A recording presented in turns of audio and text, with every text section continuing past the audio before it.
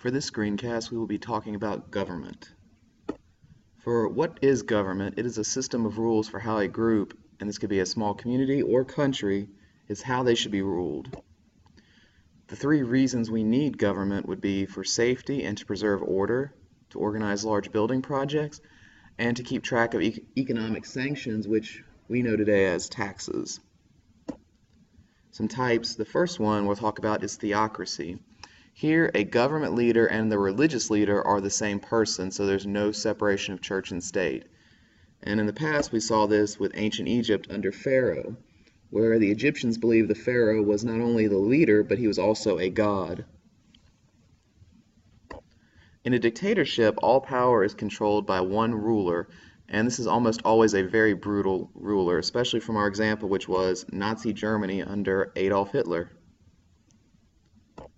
In an absolute monarchy, the king or queen have total control of the government and society.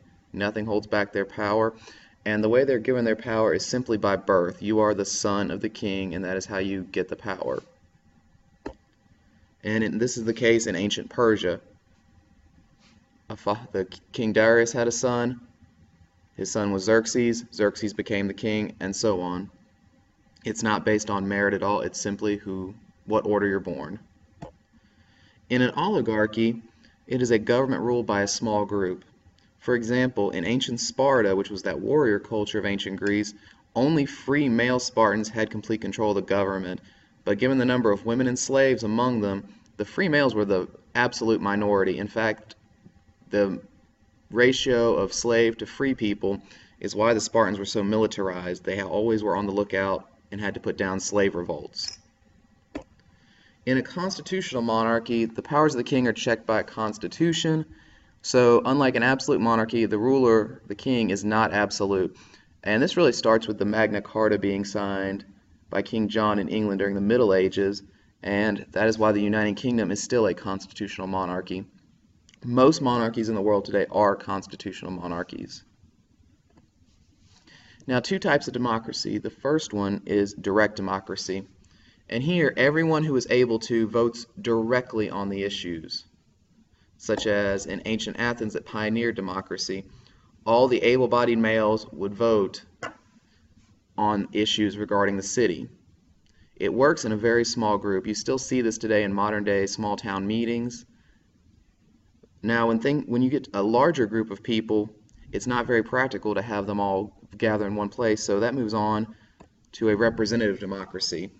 And here, citizens elect representatives who run the government and pass the laws. This is also known as a republic, and from history, this is the Roman Republic. The United States today is also a republic modeled on this, and the Republic works over direct democracy simply because of numbers. Rome was much bigger than Athens, so it made more sense to elect a few people instead of trying to gather all free people to vote. Some key terms to know. The dynasty, which is a series of rulers from the same family. You see this in absolute monarchies and constitutional monarchies. And here power is passed from father to son. In China, for example, they called it the mandate of heaven, where God will support a just ruler, but if it's an unjust ruler or corrupt one, they will dethrone them.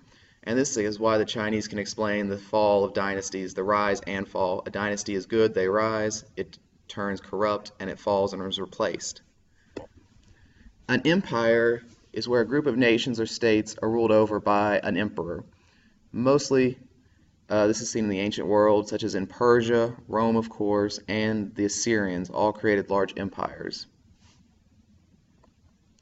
A bureaucracy is a structured organization of managers to help a ruler effectively rule a large government. The larger the government, larger the territory, you need help running it to make it run efficiently.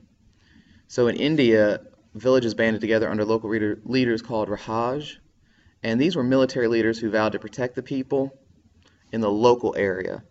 While in Persia, a similar situation was made when King Darius appointed these people called satraps, and they ruled different regions of the large empire. The Persian Empire was very large. Darius couldn't reach all of it, so he hired key people to run those certain areas. And what he would do was conduct spot checks to make sure they acted correctly. Both the titles are similar to our modern-day governors in the United States. Lastly, checks and balances. It's where certain parts of a government have a degree of power over the other, and this is to make sure you don't have one branch becoming too powerful, turning into a dictator or an absolute monarch. In ancient Rome, they used this system to maintain the peace between their two groups of people, which were the patricians and plebeians. The United States uses this today with our three branches of legislative, executive, and judicial. This is why the president cannot be too powerful, why Congress provides funding, and how the Supreme Court can declare laws unconstitutional. Lastly, for your essential question, please answer this question in at least a paragraph, so 3 to 5 sentences. What do you feel is the essential purpose of having a government to you? Why does government need to exist?